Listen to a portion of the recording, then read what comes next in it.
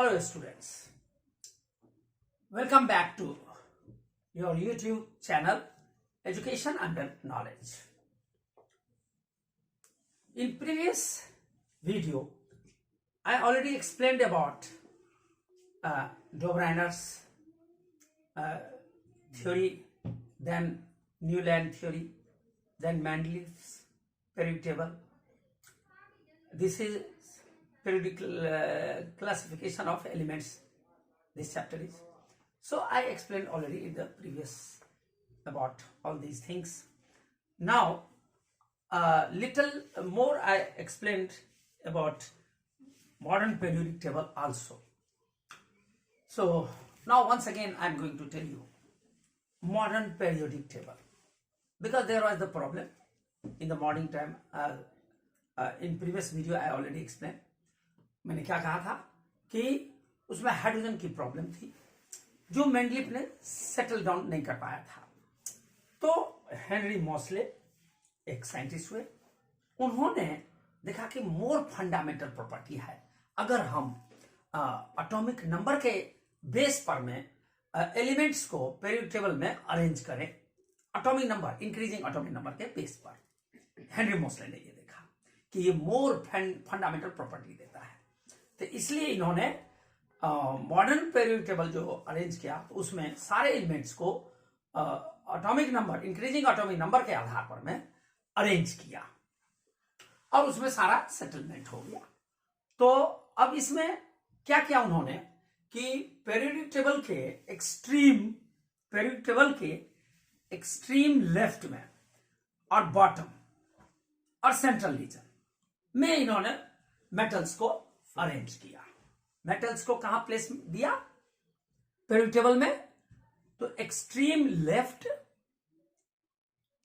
Bottom and central region of periodic table, वहां पर किसको रखा? मेटल्स को रखा। और नॉन मेटल्स को इन्होंने पीरियोडिक टेबल में एक्सट्रीम राइट में रखा, but before the noble gases. Extreme right but before the noble gases. किसको रखा? नॉन मेटल्स को रखा। ये सब मैं बता रहा हूं प्लेसमेंट कि कैसे कैसे इन्होंने मोसले ने उनको एलिमेंट्स को अरेंज किया मॉडर्न पीरियोडिक टेबल में। तो extreme left, bottom and central region of periodic table metal को रखा, एक्सट्रीम राइट और but before the noble gases non metal को रखा, और मेटलाइट्स को मेटल और नॉन मेटल दोनों के बीच में डायगोनल रीजन में प्लेस किया। किसको? मेटलाइट्स को। और लास्ट में इन्होंने नोबल गैस का ग्रुप बनाया और इस तरह से पीरियोडिक टेबल में प्लेसमेंट हो गया। नोबल गैसेस का भी, मेटलाइट्स का, नॉन मेटल्स का, मेटल्स का, सबका प्लेसमेंट हो गया। तो इन्होंने फिर क्या दिया? नया लॉ दिया कि प्रॉपर्टीज ऑफ एलिमेंट्स जो होता है, प्रॉपर्टीज ऑफ एलिमेंट्स वो पीरियोडिक फंक्शन तो है ही, लेकिन increasing atomic number, properties of the elements are the periodic functions with increasing atomic numbers. ये इन्होंने प्रिंसिपल या लॉ दिया, मॉडर्न पीरियोडिक लॉ। प्लेसमेंट बता दिया। अब चलते हैं कि अगर आप ग्रुप में नीचे की ओर आते हैं, डाउन द ग्रुप, तो उसमें मेटालिक कैरेक्टर इंक्रीज होता है। डाउन द ग्रुप में मोर मेटालिक होता जाता है जो मेटल्स है, और डाउन द ग्रुप। लेकिन अपवार्ड जाएंगे ग्रुप में तो क्या हो जाएगा? अपवार्ड में फिर डिक्रीज हो जाएगा, मेटालिक कैरेक्टर जो है वो कम होता जाएगा। और लेफ्ट टू राइट में, लेफ्ट से राइट की ओर जाएंगे तो मेटालिक कैरेक्टर क्या होगा? डिक्रीज करेगा। क्यों? वो नॉन मेटल की ओर जा रहा है। तो जब मेटल को हम पीरियड में बढ़ाएंगे लेफ्ट से राइट की ओर, तो क्या होगा?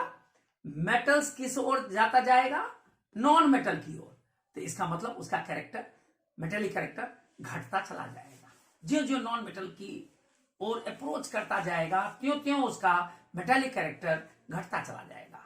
लेकिन इसी को उलट दीजिए, राइट टू लेफ्ट होगा तो मेटेलिक कैरेक्टर बढ़ता जाएगा। अब इसी में जैसे एल इसका है एटॉमिक नंबर इंक्रीज होता है। अब इसमें हम बताते हैं कि न्यूक्लियस है और ये एटम है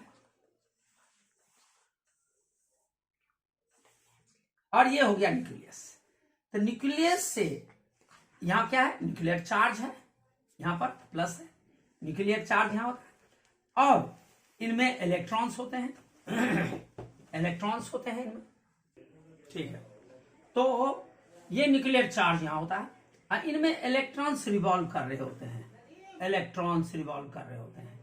तो क्या होता है, ज्यों अगर हम लेफ्ट से राइट की ओर जा रहे होते हैं, ये लेफ्ट है ये राइट है, तो लेफ्ट से राइट की ओर जा रहे होते हैं तो न्यूक्लियर चार्ज क्या होता है, इंक्रीज हो रहा होता है। न्यूक्लियर चार्ज इंक्रीज होता जा रहा होता है न्यूक्लियर चार्ज। तो क्या होता है, ये जो इलेक्ट्रॉन्स है इसको ये अट्रैक्ट करता है। अट्रैक्ट होने के कारण क्या होता है, ये सिकुड़ता है, इसका साइज कम होता जाता है क्योंकि इंक्रीज होता है किसमें, लेफ्ट टू राइट और पीरियोडिक टेबल पीरियड में क्या होगा, nuclear charge left to right में इंक्रीज होता है। इंक्रीज होने के कारण क्या होता है, इसका इफेक्ट इतना पड़ता है कि ये इलेक्ट्रॉन को अपनी ओर आकर्षित करता है, अट्रैक्ट करता है। तो इसलिए क्या होता है, साइज इसका सिकुड़ जाता है, कॉन्ट्रैक्ट हो जाता है, सिकुड़ जाता है। तो इसलिए क्या हो गया, साइज डिक्रीज हो जाता है। साइज ऑफ एटम जो है वो डिक्रीज हो जाता है लेफ्ट टू राइट में। क्यों, न्यूक्लियर चार्ज के इफेक्ट के कारण उसका इफेक्ट बढ़ता चला जाता है, इसीलिए वो आकर्षित करता है, खींचता है। तो इसका मतलब क्या हो गया, इलेक्ट्रॉन लूज करने की क्षमता डिक्रीज हो जाती है। इलेक्ट्रॉन लूज करने की जो कैपेसिटी है वो डिक्रीज हो जाती है। इलेक्ट्रॉन लूज करने की कैपेसिटी डिक्रीज हो जाती है। क्यों, वो कस के पकड़ता है, वो छोड़ता नहीं, इलेक्ट्रॉन छोड़ के भाग नहीं सकता क्योंकि न्यूक्लियर चार्ज काफी प्रभावशाली होता है। तो न्यूक्लियर चार्ज प्रभावशाली होने के कारण इलेक्ट्रॉन को अपने में कस के पकड़ता है, इसलिए इलेक्ट्रॉन भाग नहीं पाता है और साइज इसीलिए सिकुड़ जाता है। इसलिए इलेक्ट्रॉन की जो खोने की, लूज करने की जो क्षमता है, कैपेसिटी है, वो कम हो जाता है। लेकिन यही बात अगर डाउन द ग्रुप हो जाए, यही बात अगर डाउन द ग्रुप हो तो क्या हो जाएगा, इलेक्ट्रॉन लूज करने की जो क्षमता है वो बढ़ जाता है। इलेक्ट्रॉन लूज की कैपेसिटी जो है इलेक्ट्रॉन लूज की वो इंक्रीज हो जाता है, इंक्रीज होता है। कैसे, डाउन द ग्रुप में। क्यों, इसमें क्या होता है, इफेक्ट जो है न्यूक्लियर चार्ज का वो तो इंक्रीज होता ही है। न्यूक्लियर चार्ज जो है वो प्लस ही होता है, अर्थात इंक्रीज होता है। ये नीचे जाएंगे इंक्रीज ही होगा, लेकिन इसमें क्या होता है, एक नया नया सेल बनता है, एक नया नया सेल बनता है। जैसे दिखा रहा हूं, हाइड्रोजन है तो हाइड्रोजन का एक हो गया, एक सेल, के सेल हो गया। अब हाइड्रोजन के बाद लिथियम है, नीचे डाउन द ग्रुप बात कर रहा हूं, लिथियम तो एक के हो गया और दूसरा क्या हो गया, एल हो गया, इसमें एक चला गया। अब तीसरा आ जाइए, हाइड्रोजन, लिथियम, सोडियम लीजिए। सोडियम में क्या होगा, यहां के एक सेल हुआ, इसमें 2 गया, एक एल हो गया, इसमें 8 गया, तो 8 2 10 हो गया, इसके 11 होते हैं, इसके 3, इसके 1, तो के में 2 8। और तीसरा सेल क्या हो गया, के एल एम, तो इसमें कितना बचा? 1। अब देखिए, जो जो हम डाउन द ग्रुप जाते हैं तो क्या हो रहा है? एक नया सेल बनता जा रहा है। यहाँ 1 था, यहाँ 2 हो गया, यहाँ 3 हो गया, और ऐसे बढ़ता जाता है। एक नया नया सेल बढ़ता जाता है। तो जब नया नया सेल बढ़ता है तो क्या होता है? न्यूक्लियर चार्ज का जो मैंने कहा था इफेक्ट जो है न्यूक्लियर चार्ज का, वो बढ़ता तो है, लेकिन एक नया सेल बन जाने के कारण उसका इफेक्ट इतना नहीं रहता, और इस कारण से क्या होता है? इसका साइज इंक्रीज होता है। इसका साइज, एटम का साइज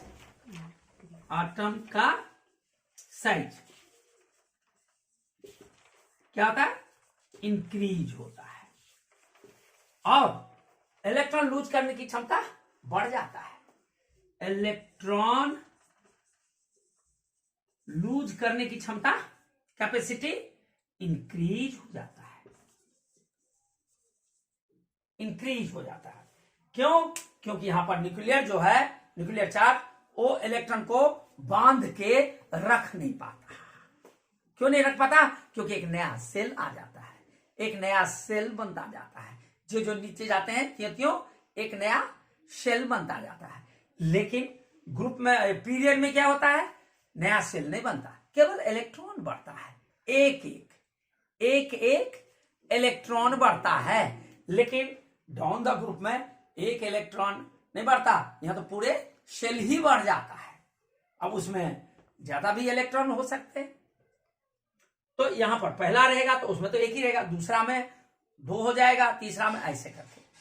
तो क्लियर हो गया ये बात कि कैसे इलेक्ट्रॉन लूज करने की क्षमता बढ़ गई, कैसे साइज बढ़ गया, और डाउन द, और जबकि उसका न्यूक्लियर चार्ज बढ़ता है डाउन में, लेकिन उतनी इफेक्ट नहीं पड़ता नया सेल बनने के कारण। लेकिन इसमें तो एक ही एक इलेक्ट्रॉन बढ़ता है। जैसे आप इसमें देख लें, एग्जाम्पल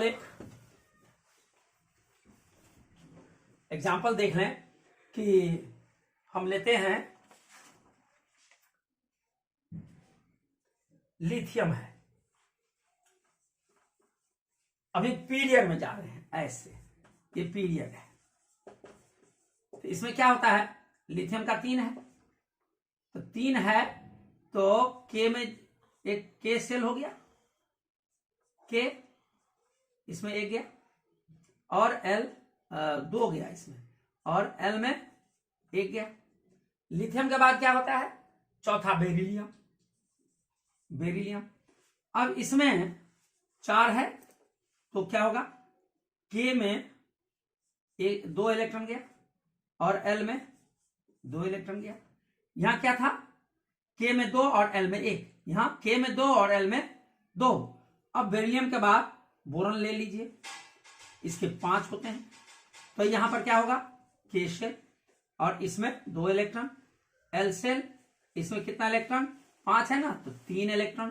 तो देखिए यहां पर एल में 1, यहां एल में 2, यहां एल में 3, ये क्या है? पीरियड। इसमें क्या बताया कि एक एक इलेक्ट्रॉन ही बढ़ता है, सेल नहीं बढ़ता, एक एक इलेक्ट्रॉन ही बढ़ रहा है, सेल नहीं बढ़ रहा है। तो इसीलिए इस यहां पर चार्ज जो है, न्यूक्लियर चार्ज का जो इफेक्ट है वह बढ़ता है।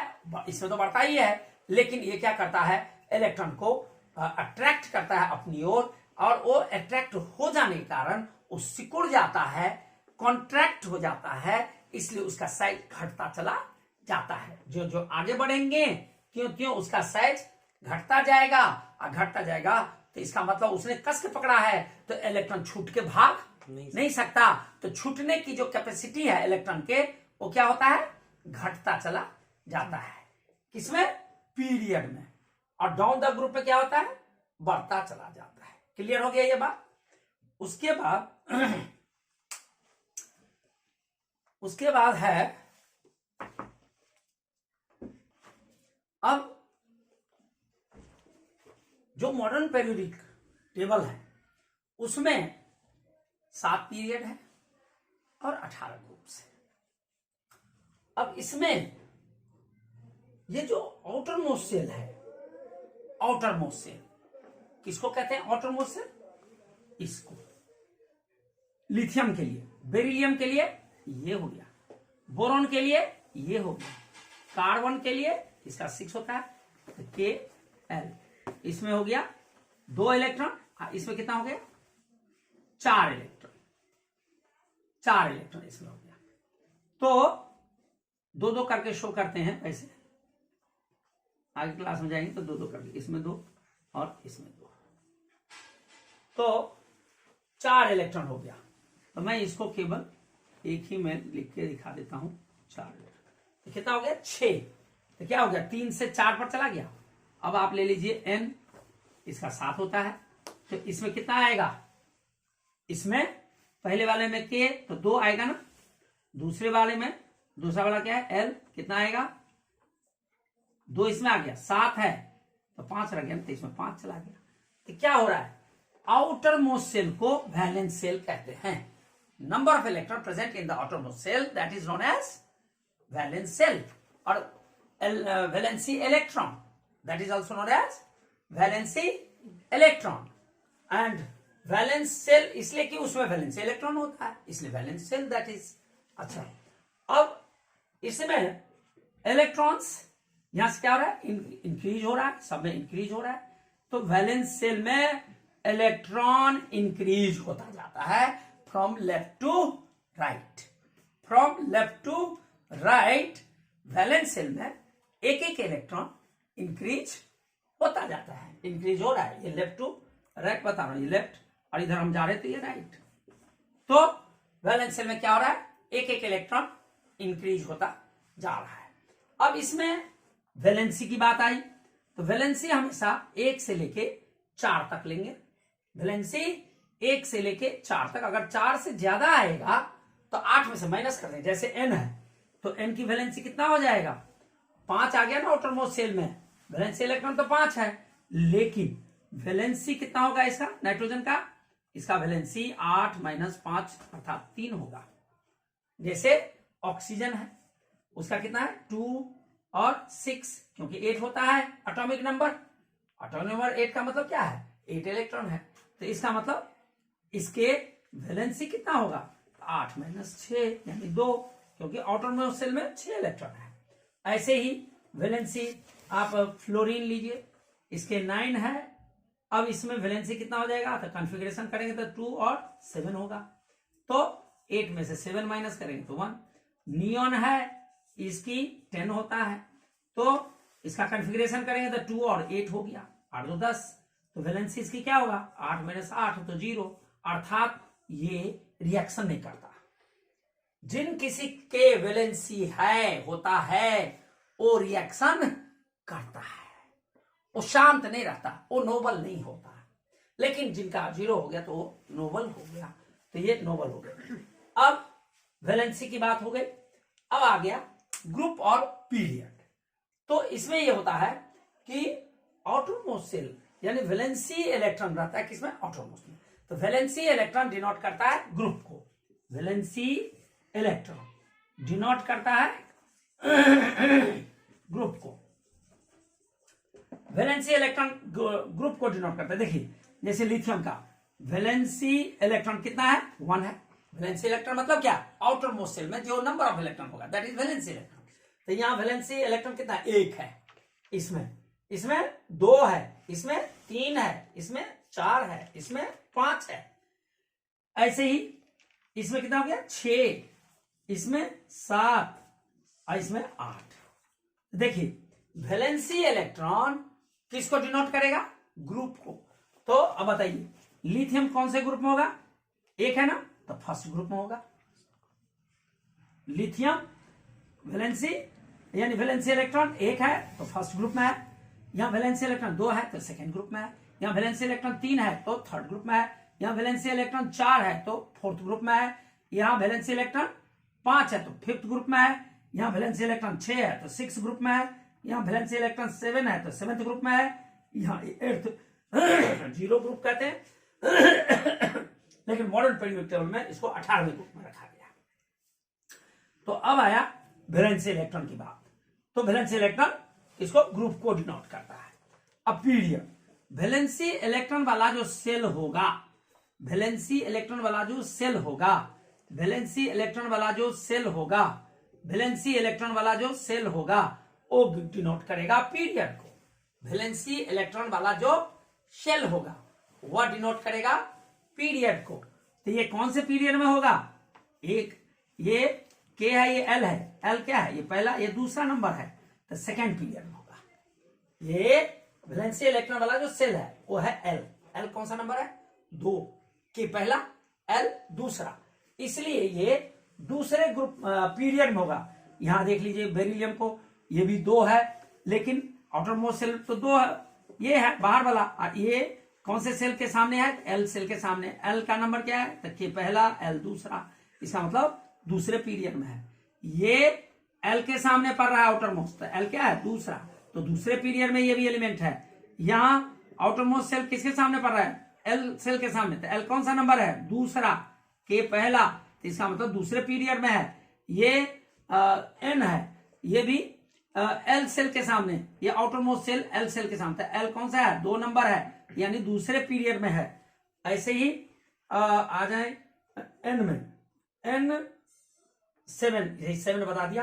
अब ऑक्सीजन में आ जाए 2 और 6, तो आउटर मोस्ट सेल 6 वाला है, 6 वैलेंसी इलेक्ट्रॉन, और ये के है, ये एल, ये दूसरा नंबर है, इसका मतलब दूसरे पीरियड में है। ऐसे ही आ जाइए फ्लोरीन, ये के है, ये एल है, तो दूसरा सेल है, इसका मतलब दूसरे पीरियड में ये होगा। ऐसे ही आ जाइए नियॉन, ये के और ये एल है, तो ये दूसरा नंबर है, इसका मतलब ये भी दूसरे पीरियड में है। तो इस तरह से पीरियड की पता चल गया कि आउटर मोस्ट सेल नंबर के सामने जो सेल होगा, आउटर मोस्ट सेल जो होगा उसका नंबर देख लीजिए कौन सा है, तो उस पीरियड में वह एलिमेंट होगा। तो ये था आपका कि ग्रुप और वैलेंसी इलेक्ट्रॉन से रिलेटेड है और outermost shell number period से रिलेटेड है। उसके बाद आते हैं कि ये इस सेल में ये जो सेल बनाए हैं इसको हम एनर्जी लेवल भी बोलते हैं। इसको हम क्या बोलते हैं? Energy level. तो इस सेल्स को तो साइंटिस्ट ने ये पता लगाया कि इसमें कितनी एनर्जी है मैक्सिमम। तो उन्होंने जो पता लगाया वो लगाया 2n²। इस हर सेल में जो एनर्जी है वो 2n² है। हर सेल में जो एनर्जी है वह मैक्सिमम एनर्जी, किसी भी सेल में मैक्सिमम एनर्जी 2n² ही होगा। तो पहला नंबर लीजिए, पहला, तो पहला सेल में के सेल है, तो इसमें n कितना हो जाएगा? क्योंकि ये पहला है तो 1 होगा, और एनर्जी 2n² से डिनोट किया, तो 2 × 1² दैट इज 2। इसका मतलब है कि इस सेल में 2 ही एलिमेंट होंगे। इस सेल में 2 एलिमेंट होंगे। कौन से सेल में? के कहा है ना, तो यहां पर यानी फर्स्ट पीरियड में आपके 2 ही एलिमेंट मिलेंगे। उसके बाद आता है दूसरा के एल सेल लीजिए, एल सेल। इस एल सेल में चूंकि नंबर 2 है तो n2 हो गया, और एनर्जी कितना? 2n², तो 2 × n2 है स्क्वायर, तो ये हो गया 8। इसका मतलब है इसमें आपको 8 एलिमेंट्स मिलेंगे, 8 एलिमेंट्स। ये हो गया सेकेंड पीरियड। सेकेंड पीरियड में आपको 8 एलिमेंट। ये क्या हो गया? First period. फर्स्ट पीरियड, और ये हो गया आपका सेकेंड पीरियड। सेकेंड पीरियड में कितना एलिमेंट्स होगा? 8 एलिमेंट्स। फर्स्ट पीरियड में कितना एलिमेंट्स होगा? 2 एलिमेंट्स होगा फर्स्ट पीरियड में। ऐसे ही थर्ड ले लीजिए, KL M शेल, तो इसमें n कितना हो गया? तीसरा नंबर है तो 3 हुआ। अब फॉर्मूला क्या है? 2n²। फॉर्मूला क्या है? 2n²। तो ये 2 × n का वैल्यू 3 है, तो 3 का स्क्वायर, 3 3 9 2 18। इसका मतलब है थर्ड पीरियड में कितना एलिमेंट्स होंगे? 18 एलिमेंट्स होंगे थर्ड पीरियड। ओके, अभी हमने जो बताया था ये के शेल, इसमें बताया था 2n², तो दैट इज 2 × 1², तो क्या हुआ 2, इसका मतलब 2 एलिमेंट्स हो गया इसमें। ऐसे ही L में बताया था 8 एलिमेंट्स, LM में बताया था 18, लेकिन आउटर मोस्ट सेल में, आउटर मोस्ट शेल में कितने इलेक्ट्रॉन होना चाहिए, 8 इलेक्ट्रॉन होना चाहिए। इसलिए थर्ड पीरियड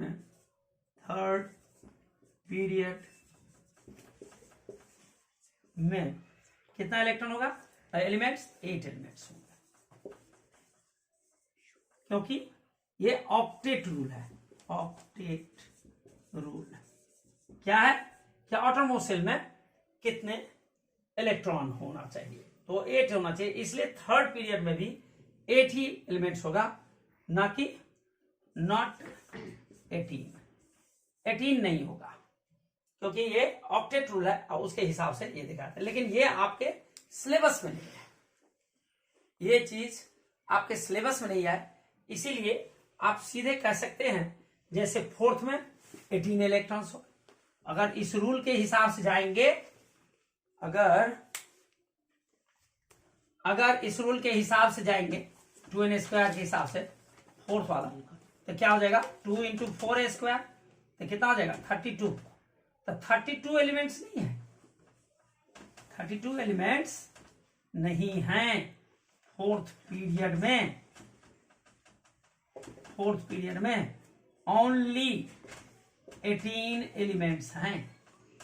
क्यों है, ये सारा 11th में इसका एक्सप्लेनेशन है, आप केवल इतने ही तक समझिए, क्योंकि वहां पर जो सबसेल होते हैं जिसको हम ऑर्बिटल कहते हैं, तो ऑर्बिटल क्या सब होता है, s p d f, और ये आपके कोर्स में नहीं है, इसलिए आपको पता नहीं चलेगा।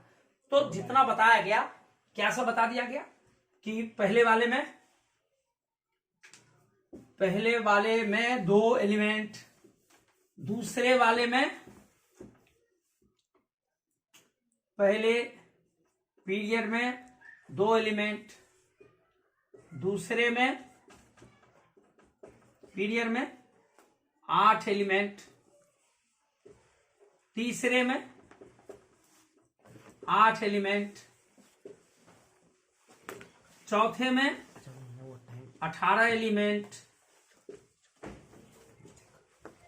फोर्थ पीरियड में 18 एलिमेंट, फिफ्थ, सिक्स्थ, सेवेंथ ऐसे ही जाएगा 32, और ऐसे करके 32। वो निर्भर करता है कि आउटरमोस्ट सब ऑर्बिटल यानी सब सेल या ऑर्बिटल, तो ऑर्बिटल सब सेल वगैरह 10th में नहीं है, आपके सिलेबस में नहीं है, तो ये ऐसे ही आप याद रख सकते हैं। तो ये हो गया आपका कि फर्स्ट में इतना तो रूल थोड़ा सा चलेगा, ये भी रूल में है, ये भी है, और ये रूल में नहीं, ये आउटरमोस्ट सेल के हिसाब से ये एलिमेंट रखा गया। अब फोर्थ भी इसके हिसाब से, ऑर्बिटल के हिसाब से, तो वो ऑर्बिटल भी आपके सिलेबस में नहीं है, तो आप ऐसे याद रख सकते हैं कि फर्स्ट में 2 है, सेकंड में कितना हो गया 8, थर्ड में 8, फोर्थ में 18, फिफ्थ में 18, सिक्स्थ में 32, सेवेंथ में 32, इस तरह से ये केवल आप याद रख सकते हैं इन चीजों को। अब ओके, वैलेंस इलेक्ट्रॉन जो है ये डिटरमाइन करता है कि किस तरह के बॉन्ड बनेंगे, किस प्रकार के होंगे ये वैलेंस इलेक्ट्रॉन। जैसे कि हमने बताया था कि वैलेंस इलेक्ट्रॉन जैसे कहा Cl है और Cl है, Cl2 की बात किया था, तो इसमें आउटर मोस्ट सेल में कितना इलेक्ट्रॉन है 7, Cl के कितने हैं 17 होता है ना, 287 है ना, और ये क्या है वैलेंस सेल है, वैलेंस इलेक्ट्रॉन है। तो ये डिटरमाइन करता है क्या बॉन्ड्स, ये वैलेंस इलेक्ट्रॉन है ना, इसको वैलेंस सेल भी कहेंगे। तो क्यों कहेंगे, ये K शेल, ये L, ये M, ये आउटर मोस्ट है इसलिए वैलेंस है, और शेल है इसलिए वैलेंस शेल है, शेल में है। तो ये क्या डिटरमाइन करता है कि किस तरह का बॉन्ड बनेगा, ये डिटरमाइन करता है। जैसे इसके भी दो 4 तो 6 और एक यहाँ, तो एक यहाँ ये दोनों शेयर किया तो सिंगल बॉन्ड बना रहे। जैसे N2 है, ये तो हो गया Cl2, N2 है, N का कितना होता है 7, तो 2 और 5, तो 8 में से 5 गया 3, है ना जरूरत, तो 5 हो गया वैलेंसी इलेक्ट्रॉन। तो ये वैलेंसी इलेक्ट्रॉन किसको डिटरमाइन करेगा, बाउंड को। कैसे देख लो, N है 5 है ना, तो 1 2 3 4 5, 2 बार है तो 1 2 3 4 5, तो 1 पेयर ऑफ इलेक्ट्रॉन शेयर किया, क्या बना, ट्रिपल बॉन्ड हो गया है, नहीं बन गया। तो किसने ये डिटरमाइन किया, वैलेंस शेल ने किया ना, आउटरमोस्ट शेल किया ना, वैलेंसी इलेक्ट्रॉन ने किया। क्या डिटरमाइन किया वैलेंसी इलेक्ट्रॉन ने, कि किस प्रकार का बॉन्ड बनेगा, सिंगल बनेगा, डबल बनेगा, ट्रिपल बनेगा, क्या बनेगा, ये कौन डिटरमाइन किया, वैलेंसी इलेक्ट्रॉन। कौन डिटरमाइन किया, वैलेंसी इलेक्ट्रॉन। ये किस प्रकार बनेगा, इलेक्ट्रोवैलेंट बनेगा कि कोवैलेंट बनेगा, ये कौन डिटरमाइन करेगा, वैलेंसी इलेक्ट्रॉन डिटरमाइन करेगा। तो ये पॉइंट क्लियर हो गया कि वैलेंसी इलेक्ट्रॉन डिटरमाइन करता है कि किस तरह का बॉन्ड बनेगा। उसके बाद है एटॉमिक रेडियस। तो एटॉमिक रेडियस क्या होगा, एटॉमिक रेडियस अगर हम लेफ्ट टू राइट जाएंगे तो इंक्रीज होगा। Atomic radius left to right जाएंगे तो क्या होगा, इंक्रीज। जैसे एक पहला नंबर, ये दूसरा, ये लेफ्ट टू राइट, तो रेडियस क्या होगा, इंक्रीज हो जाएगा लेफ्ट टू राइट में। क्या, एटॉमिक रेडियस क्या होगा, एटॉमिक रेडियस इंक्रीज हो जाएगा किसमें, जब हम लेफ्ट से राइट की ओर जाएंगे। एटॉमिक रेडियस क्या होता है, जब हम इस ओर जाते हैं तो मैंने क्या कहा था, न्यूक्लियर चार्ज बढ़ता है तो सिकुड़ता है, तो एटॉमिक रेडियस क्या होगा, छोटा होगा ना, बड़ा तो होगा नहीं। तो लेफ्ट टू राइट में एटॉमिक रेडियस क्या होगा, एटॉमिक रेडियस डिक्रीज करेगा, एटॉमिक रेडियस डिक्रीज करेगा किसमें, लेफ्ट टू राइट में। क्योंकि मैंने कहा था न्यूक्लियर चार्ज बढ़ेगा तो खींचेगा इलेक्ट्रॉन को अपनी न्यूक्लियस की ओर, खींचेगा तो उसका साइज छोटा होता जाएगा, तो रेडियस भी डिक्रीज होता जाएगा। तो एक ये पॉइंट था। उसके बाद